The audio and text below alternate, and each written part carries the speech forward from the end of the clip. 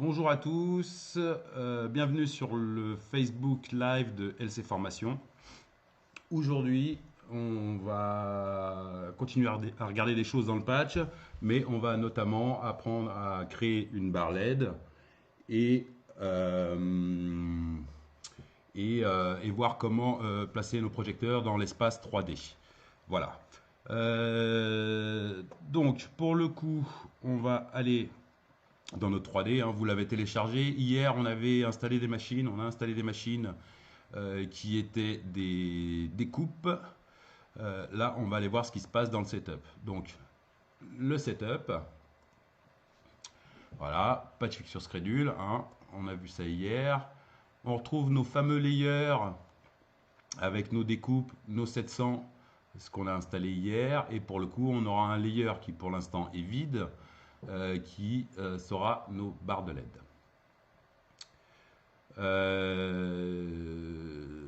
Donc, pour le coup, pour aller voir nos barres de LED, donc on va dans fixture type.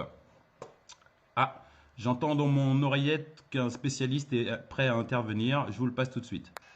Effectivement, Jean-Michel, le menu Module Manager nous permet de retrouver des options essentielles pour réussir à visualiser nos projecteurs dans le grand mat 3D. Pour ceci, je vais dans la case Module Manager.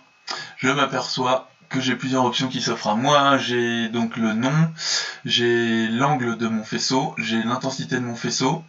Ce qui va commencer à être vraiment intéressant, c'est toute la partie de droite ici, où on commence par la classe.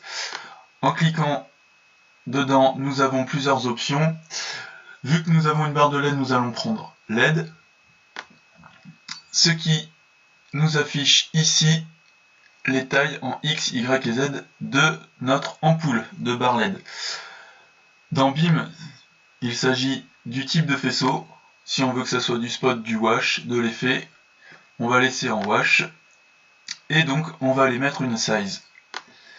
Nous allons dire que notre ampoule fait 5 cm par 5 cm.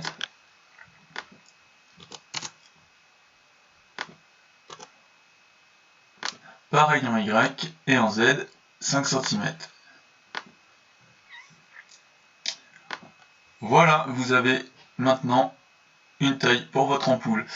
Petite astuce pour le grand mat 3D, si vous avez du mal à visualiser vos faisceaux, vous pouvez passer la classe en conventionnel. Par contre, attention, ça vous demandera plus de ressources au PC.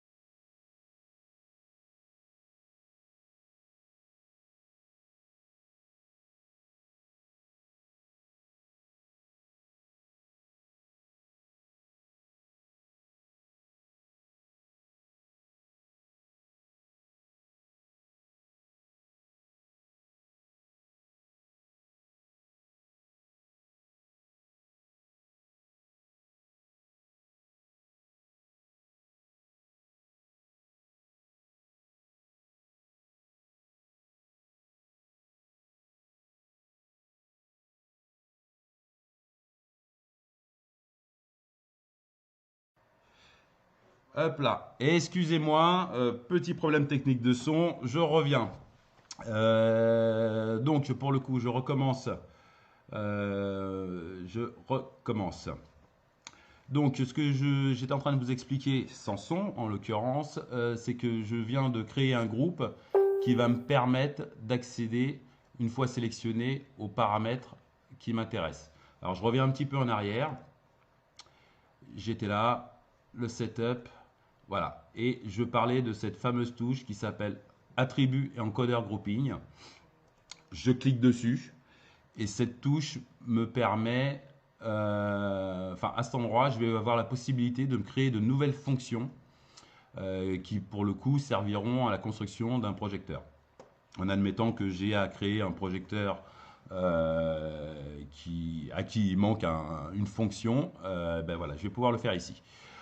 Ici, je retrouve mes familles de fonctions. Donc j'ai dimmer, position, gobo, couleur, etc. Et à chaque fois, donc ça c'est la famille, on va dire, le preset type. Et après, va découler de ce preset type des fonctions qui vont être couleur 1, couleur 2, ou éventuellement matrichromie, RGB, etc. Voilà, donc je reviens maintenant pour le coup hop, sur la console. Donc je me suis créé un groupe. Pour me créer un groupe, rappelez-vous, hier, on a parlé des fixtures types, des numéros de fixture type. Alors je reviens en arrière comme ça que vous puissiez bien visualiser ce dont je parle. Là, j'ai mes 700 et ici, j'ai la fixture ID, donc c'est mon numéro d'appel. J'insiste bien sur le fait que c'est indépendant de l'adresse DMX. Donc là, en l'occurrence, mes fixtures ID pour mes 700, ils vont de 1 à 10, puisque j'en ai installé 10. Voilà. Donc c'est ces numéros-là, via cette touche fixture ou channel si j'ai du traditionnel, qui me permettra de sélectionner mes machines. Je referme. Donc, encore une fois, si je veux sélectionner mes machines, je fais fixture. Donc là, je veux de 1 à la 10, donc je peux faire directement un trou, please, et là, ça a sélectionné mes machines. Je veux en store un groupe, je veux l'enregistrer, je fais store, je fais un groupe. Voilà. Mon groupe étant sélectionné, j'ai la possibilité maintenant d'accéder au dimmer, à la position, au gobo, etc. Ça, ce sont mes familles de paramètres.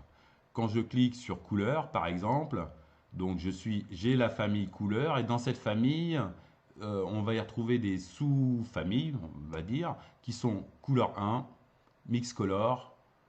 Là, pour le coup, j'ai que ces deux paramètres, mais je pourrais avoir du CTO, du CTB,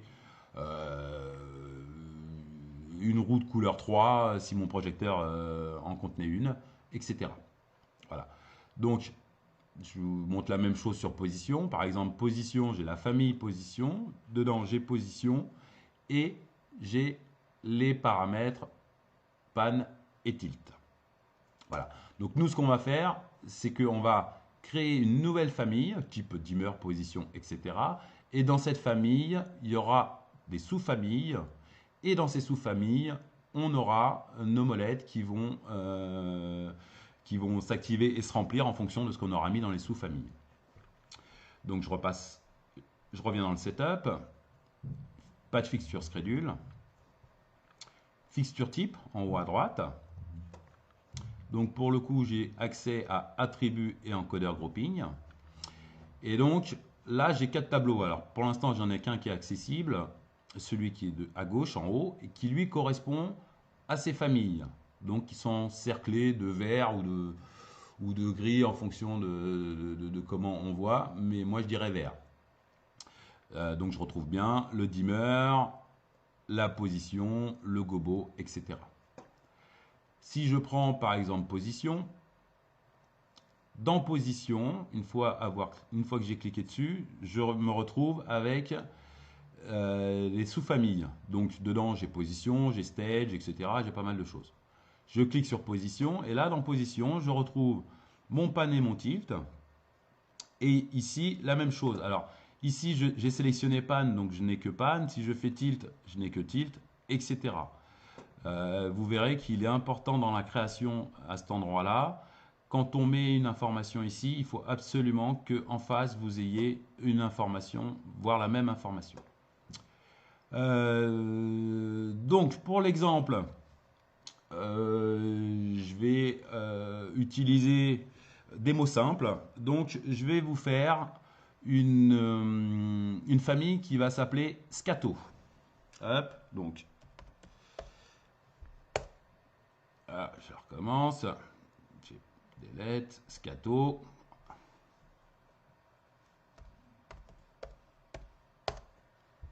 Voilà.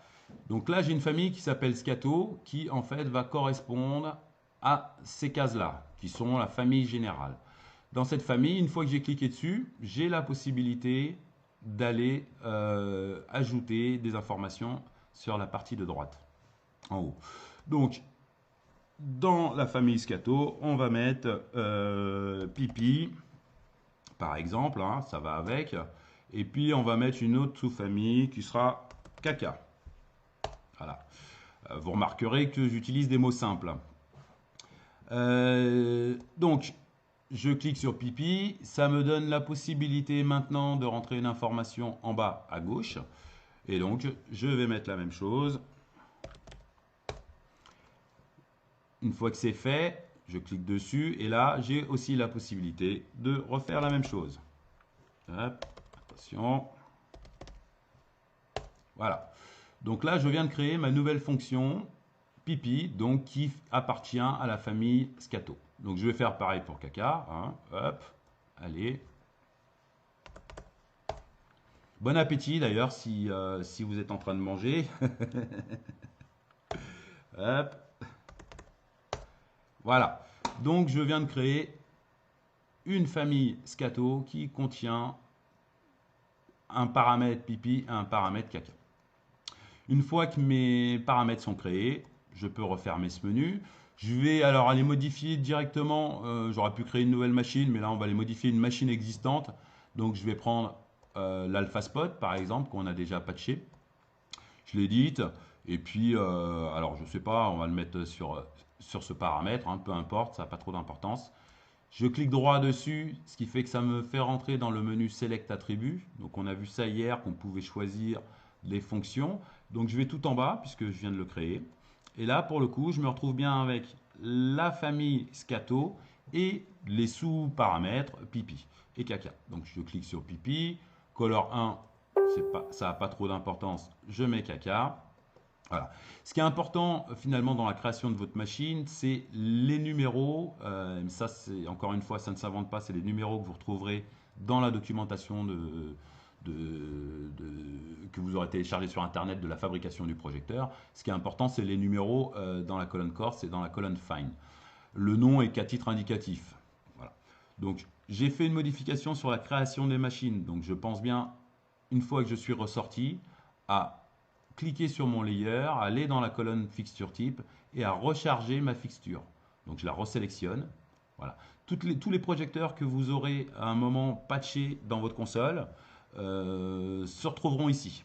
Voilà. Si jamais vous aviez importé plusieurs fois l'AlphaSpot et que vous ne savez plus lequel c'est, on a une bonne indication, c'est le numéro qui est en face.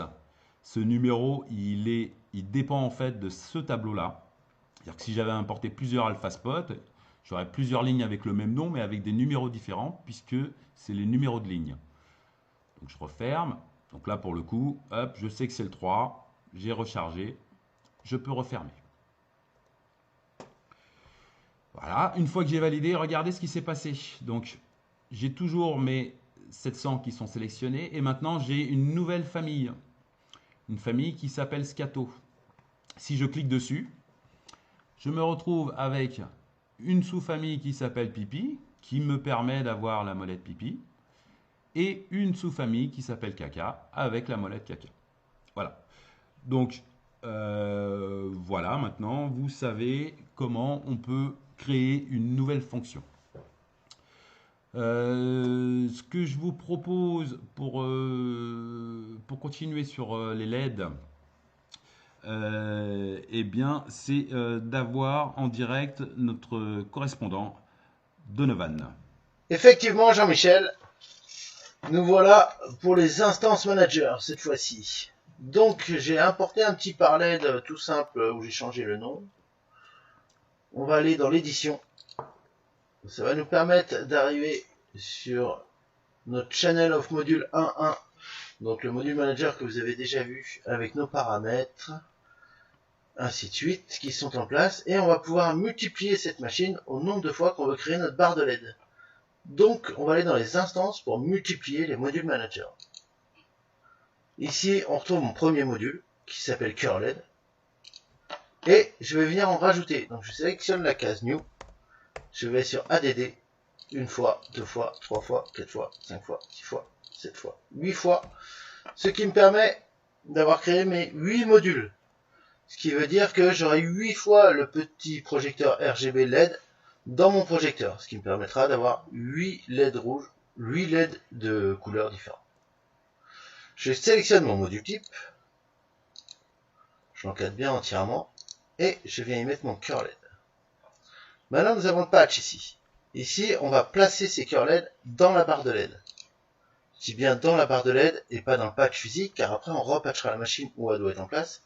Mais ces petits cœurs, ces petits patchs dans le cœur va nous permettre de lui dire que lui est en 1, lui est en 4, et ainsi de suite, vu qu'ils ont 3 paramètres et que le dimmer est virtuel. Hop, je viens sélectionner le 1. Je vais commencer par les placer en numéro. Donc je vais faire juste un trou. Please. Ça me permet de suivre mes numéros de ligne et de placer tous ces numéros pour avoir un multiplicateur commun pour pouvoir placer les bons paramètres en face des bons. Je vous montre tout de suite. Maintenant, je sais qu'il y a 3 paramètres par cœur. Je vais les multiplier par 3. Je valide. Et j'ai bien 1, 4, 7, 10, 13, 16, 19 et 22 qui se sont placés. Donc, chaque cœur LED est bien à sa place à la suite. Maintenant, il va falloir la placer dans l'espace pour nos stages, pour pouvoir la voir entièrement dans le 3D. Parce que là, pour l'instant, tous nos petits projecteurs sont empilés les uns sur les autres. On sait que toutes les gamètes qu'on place dans le stage arrivent bien tête en bas. Donc, si je les place, par exemple, en Z, je ne pourrai plus relever l'unité vu qu'elles sont locked. Donc, ou je les place en X ou en Y, et après, je leur ferai des rotations pour les remettre dans le bon sens. Je vais faire par le X. Pour être bien soigneux, qu'elle arrive bien au centre de ma scène à chaque fois, je vais commencer en négatif. Donc, moins 0.4. Ah, bêtise. Moins 0.4. Trou.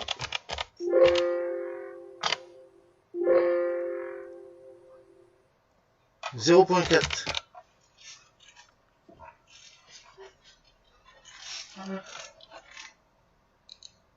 Voilà, on voit bien que ma barre de LED s'est placée de 0.40 à 0.40, car ces côtes-là sont en mètres, ce qui nous permet que la barre fait 80 cm.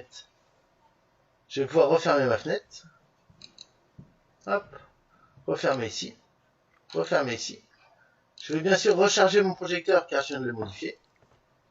Hop, et si je referme ici et que je valide, et que je vais voir mon stage, hop, j'ai bien une barre de LED qui est rectangulaire. À toi Jean-Michel, bonne journée, au revoir. Merci Donovan pour ton intervention.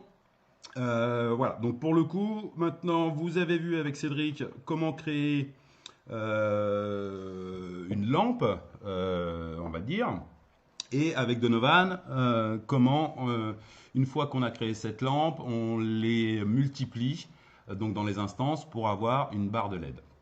Voilà. Ce que je vous propose, c'est d'aller voir dans le 3D. Le 3D, c'est le visualiseur de EMA. Et c'est l'endroit où on pourra éventuellement visualiser nos projecteurs.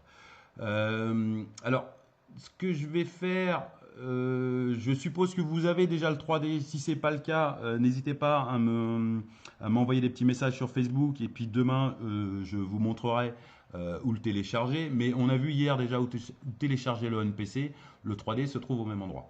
Donc en admettant que vous ayez votre 3D et que sur votre ordinateur, vous avez qu'un seul ordinateur, on va déjà voir la connexion avec le 3D. Alors sans rentrer trop dans le détail du réseau, je pense qu'il y aura une intervention de Fabrice à un moment avec qui on abordera le sujet. Donc moi je vais être assez rapide, mais je vais quand même vous le montrer. Donc déjà, vous allez dans le setup, patch fixture schedule, enfin non, pas fixture schedule, vous allez dans EMA Network Control. Et là, vous vous retrouvez à cet endroit-là. Donc, hop, je vais liver. Voilà. De base, vous êtes comme ça. Ce qu'il faut que vous ayez si vous êtes sur la même adresse, sur le même ordinateur, c'est ici bien faire attention à être en 127.0.0.1. Donc c'est l'adresse IP loopback et en fait c'est ce qui va vous permettre de mettre en réseau plusieurs logiciels, différents logiciels sur le même ordinateur. Donc moi j'ai bien la bonne adresse IP. Donc une fois que vous avez fait ça, il faut absolument que vous créez une session. Vous créez une session. Voilà, votre session elle est créée. Donc là, sur la partie console, vous avez déjà fait pas mal de choses. On va regarder maintenant ce qui se passe sur la partie 3D. Donc là, nous sommes sur la partie 3D. Hop, voilà, nous sommes sur la partie 3D. Comme j'ai créé une session, je vois ici, ça c'est ma console, donc c'est le OnPC. Donc mon show s'appelle Live Patch 1. J'ai la session 1, on en parlera bien plus tard. Ici, j'ai la version de ma console, du OnPC en l'occurrence. Ici, dans le 3D, il faut aussi que vous ayez, donc sur cette partie-là, que vous ayez bien l'adresse IP 127.0.0.1. Ce qui peut arriver, c'est que vous ayez, ça c'est toutes les adresses IP possibles dans mon ordinateur. Vous avez sensiblement la même chose. Hein.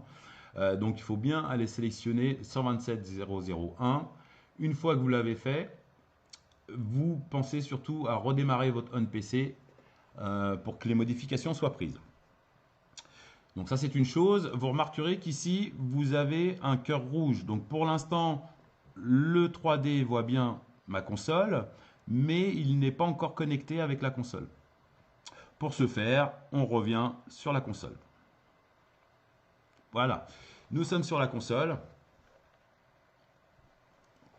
Nous sommes sur la console et là, donc on est toujours dans la connexion. On referme ici et vous avez un deuxième onglet qui s'appelle EMA Network Configuration. Vous cliquez dessus. Là, vous avez différents onglets, donc console, OnPC, etc. etc. C'est essentiellement du matériel EMA. Et vous avez, pour nous, ce qui nous intéresse, le 3D. Le 3D, alors, hop, je vais déléter. De base, vous ne devriez pas avoir de ligne. Vous faites, comme vous avez créé une connexion avec votre console, vous faites ADD présente. Et là, tout de suite, la console trouve tout de suite le ou les OnPC qui seraient éventuellement démarrés, les 3D, pardon, qui seraient éventuellement démarrés sur votre ordinateur. Si vous n'avez pas démarré le 3D, vous n'aurez pas cette ligne, d'accord? ADD présente, il ne voit que ce qui est présent dans le réseau. Donc ici, vous avez juste à cliquer droit dessus et à faire Yes. Et au bout de quelques secondes, voilà, ça devient vert. On parlera des users plus tard, mais ça devient vert et pour le coup, ça m'indique que c'est bien connecté. On retourne sur le 3D. Hop, je retourne sur le 3D. Alors,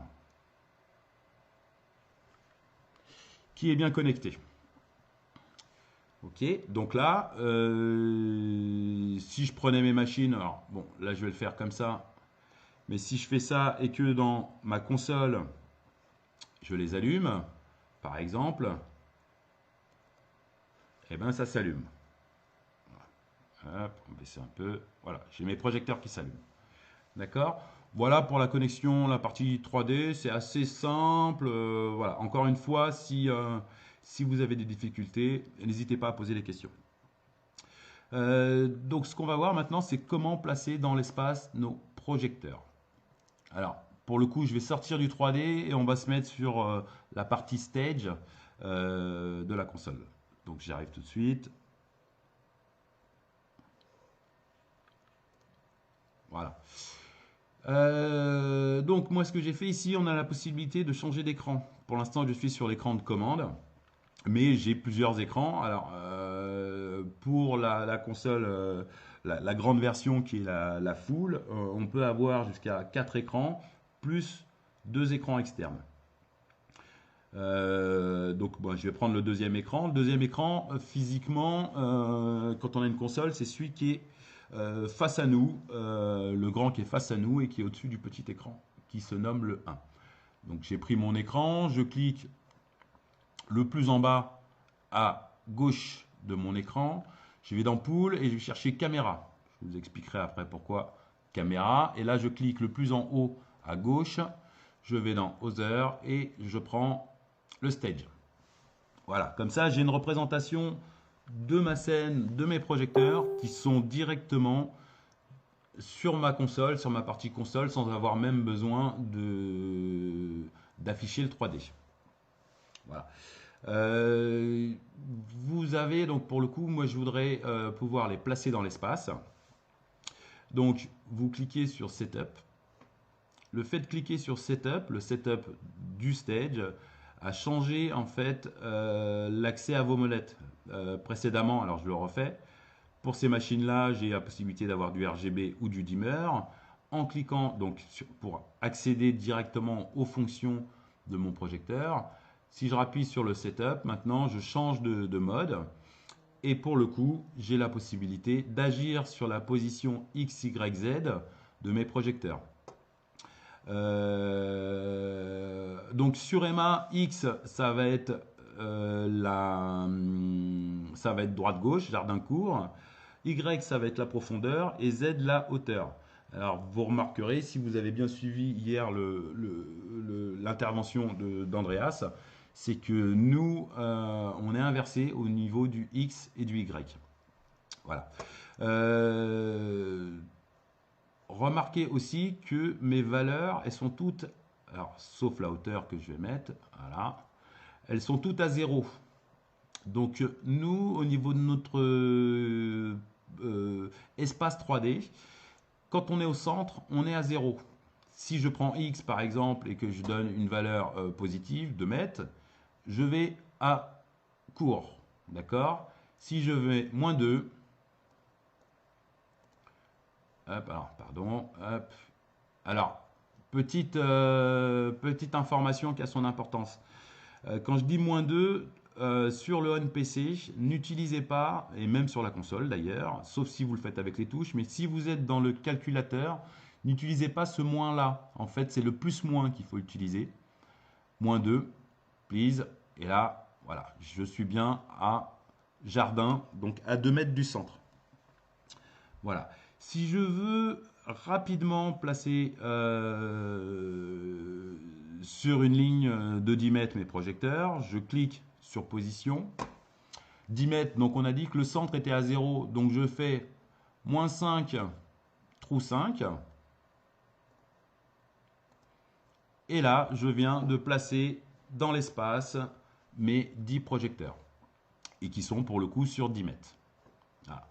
Je veux les reculer. Alors encore une fois, mon centre est à 0. Donc si je veux les reculer de 5 mètres, c'est 5 par rapport au centre. D'accord? Sachant que là, mon stage de base qui est modifiable, il est de 10 par 10. Voilà. Et donc pour le coup, si je veux aller à 8 mètres de hauteur, voilà, je suis à 8 mètres. Voilà, donc vous savez placer maintenant des projecteurs dans l'espace.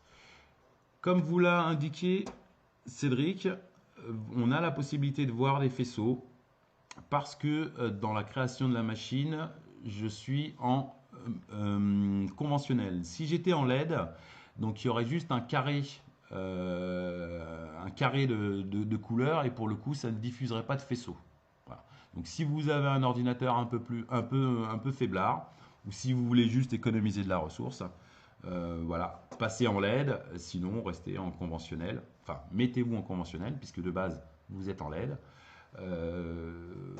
pour voir vos faisceaux. Voilà. Comme on est dans l'installation des projecteurs, on va continuer dans ce sens-là. On a des outils. Alors là, j'ai fait de la position. Si je clique ici, j'ai position 1 off 2, donc je peux agir sur la rotation. Donc si je clique, voilà, mes molettes ont changé et pour le coup, c'est devenu de la rotation. Si je fais 45, alors moins 45, ce sera mieux. Moins 45, voilà, j'ai fait une rotation sur mes projecteurs de 45 degrés.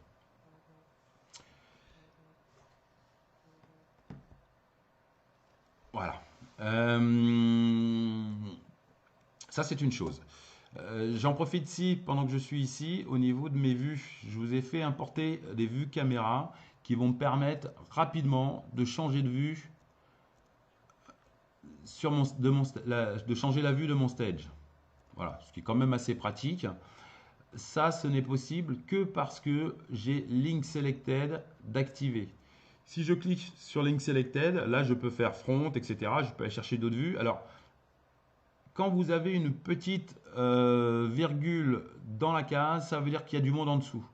Donc, plutôt que de cliquer plusieurs fois, je peux aussi laisser appuyer ma souris quelques secondes et pour le coup, j'ai directement accès aux possibilités offertes. Donc, si je me mets en vue de dessus, top, voilà. Vous avez une autre touche qui s'appelle Zoom to Fit qui va vous permettre, parce que là je ne vois plus mes projecteurs, qui va vous permettre de resserrer la scène au plus près de l'ensemble de votre kit. Voilà, donc je me remets en Link Selected, je suis en front, voilà. Voilà pour la partie caméra. Des caméras, on a des cases vides, donc on peut s'en créer d'autres. Voilà. Voilà, si vous faites une vue,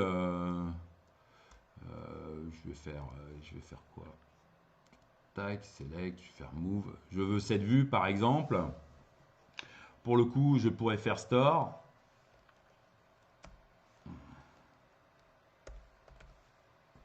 Hop. Voilà, store. Je me mets là. Et là, je viens de créer une nouvelle vue. Donc, je peux passer de vue en vue. Et quand je veux ma nouvelle vue, je la rappelle. Hop. Voilà.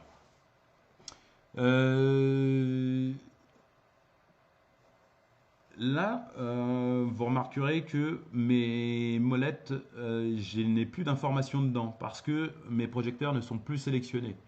Alors, je vais sélectionner rapidement comme ceci, mais globalement, c'est quand même pas c'est pas ce que je vous conseille. On verra un peu plus tard quand on parlera des groupes, etc. Là, c'est pour faire un peu rapide. Donc là, j'ai sélectionné mes machines et donc pour le coup, j'ai de nouveau des valeurs qui sont apparues.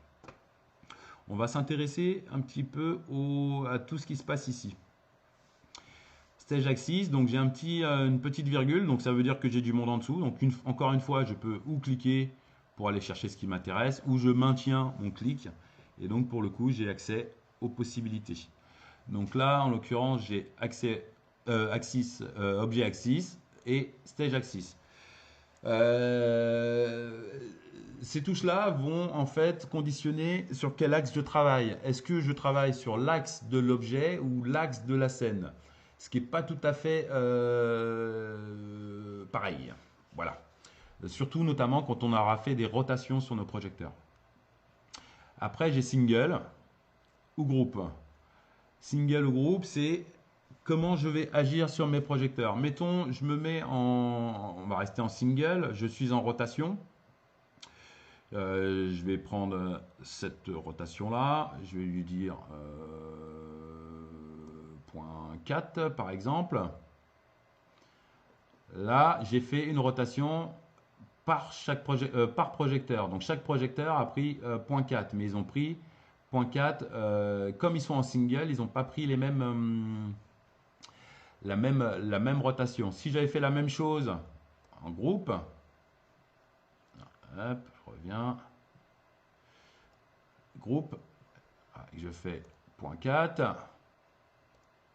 Alors là, oui, j'ai un peu foutu le bordel. On va faire une reset rotation. Voilà.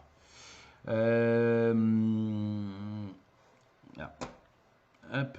Donc là, je suis en groupe. Si je donne une valeur, on va revenir sur X. Si je donne une valeur à moins 45, hop, ils font tous ensemble. D'accord? Alors, je vais récupérer les petites molettes dans commande. Voilà. Ah oui, alors comment afficher les deux pour que ce soit plus simple? Hop. Bon, je ne vais pas pouvoir le faire comme ça. Grossièrement, si je mets en groupe, si je fais une rotation, en fait, la rotation se fera par rapport à l'axe du groupe. Donc, si je faisais une rotation sur le côté, j'ai toutes mes machines qui seraient sur cet axe. Alors que si je suis en single, c'est chacune des machines qui va tourner sur son axe. Voilà. Je trouverai demain comment vous faire un truc plus joli pour que ce soit plus efficace au niveau de cette présentation. Voilà pour groupe. Après, on a align off.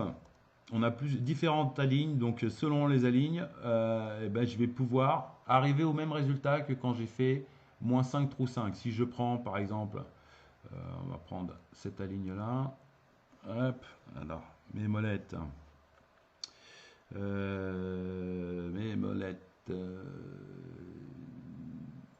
Comment je vais faire? Commande. Hop. Si je fais, donc j'ai de la ligne, hop, je me mets en single et je vais faire pour le coup une position. Ah, hop. Voilà. Là j'ai aligné et pour le coup, à partir du centre, elles sont toutes distribuées. D'accord. Je vais remettre ici à -5 trou 5.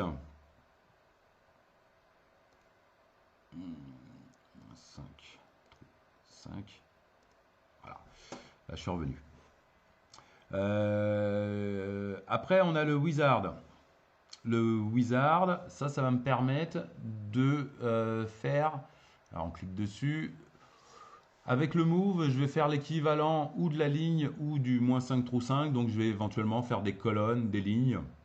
Voilà. Je passerai assez rarement par cet outil parce que ce que je vous ai précédemment montré, le -5 trou 5 est plutôt efficace et surtout précis. On a le circle, on en parlera plus tard. Moi, ce qui m'intéresse tout de suite, c'est le matrice 2D. Matrice 2D en admettant que j'ai deux ponts, par exemple, deux ponts de 10 machines. Donc, je vais pouvoir choisir l'intervalle horizontal entre chaque machine, l'intervalle vertical, combien de colonnes, combien de lignes avec les roues. Donc en admettant que j'ai deux ponts de 5 projecteurs, donc ici les colonnes, je reste à 5. Par contre les lignes, je vais mettre à 2. Voilà. Je vais garder l'espace de 1 mètre entre chaque. Après, sur quel axe je veux travailler? Donc on a dit X c'est largeur, Y profondeur, Z hauteur. Moi je veux deux ponts qui soient l'un au-dessus de l'autre. Donc je vais travailler en X et en Z.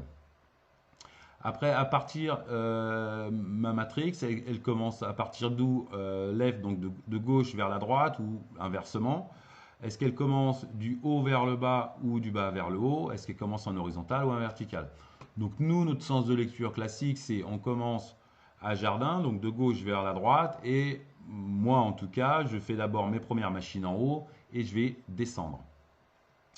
Donc ça, ces paramètres sont bons. Et relatif, non relatif, c'est si j'avais laissé mon paquet de machines et que je l'avais mis tout à jardin et que je voulais que ma matrice se fasse à cet endroit-là, je cliquerai sur relatif.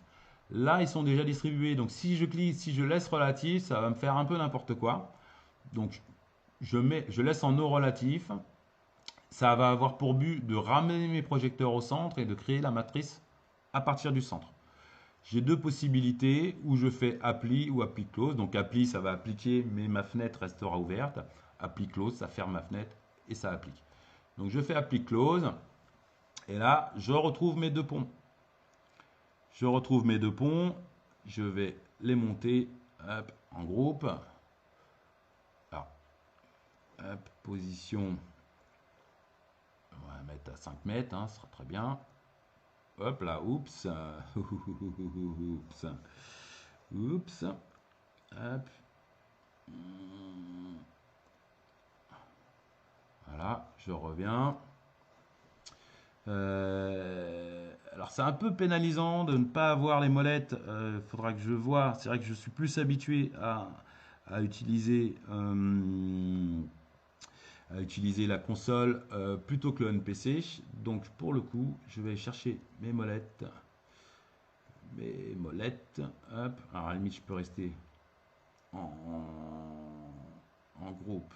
Tac. Ok. Non. Mes molettes, molettes. Ah là, elles sont là mes molettes. Voilà. Et donc là, je vais pouvoir agir sur les molettes. Hop, on va remonter un peu. Voilà. Ça peut-être un peu trop, 20 mètres. N'exagérons pas. Voilà. Ok. Si vous revenez ici, hop, j'ai placé mes deux ponts. Voilà pour ça. Il nous reste un petit peu de temps. Donc pour le coup, je vais en profiter pour placer aussi mes 700. Donc si vous avez suivi hier, on avait 1700 dans notre kit. Donc pour le coup, je vais aller chercher mes 700. Alors je clear, je prends mes 700, c'est les mêmes. Hop. Donc je retrouve ici mes 700 qui sont au centre. Et pour le coup, je fais la même chose. Je pense bien mettre en single. Je veux agir sur la largeur, donc X. Hop, on va faire pareil, moins 5 mètres à 5 mètres. Voilà, mes projecteurs sont placés. Je les veux à 6 mètres de haut. Et en profondeur, on va mettre 5 mètres. Voilà. J'ai placé mes projecteurs dans l'espace. Voilà. Si je veux les allumer, alors il y a plusieurs façons, mais je peux cliquer sur dimmer et pour le coup donner une valeur de dimmer à mon projecteur. Alors moi j'ai baissé un peu le grand master. Voilà, on va le remonter un petit peu. Voilà, pour avoir nos projecteurs. Si je repasse sur ma vue de 3D, voilà, j'ai un visuel de mes projecteurs allumés. Voilà pour ça. Et ben, ça me paraît pas trop mal. Donc on a vu comment créer une machine simple, donc en module manager et en instance manager.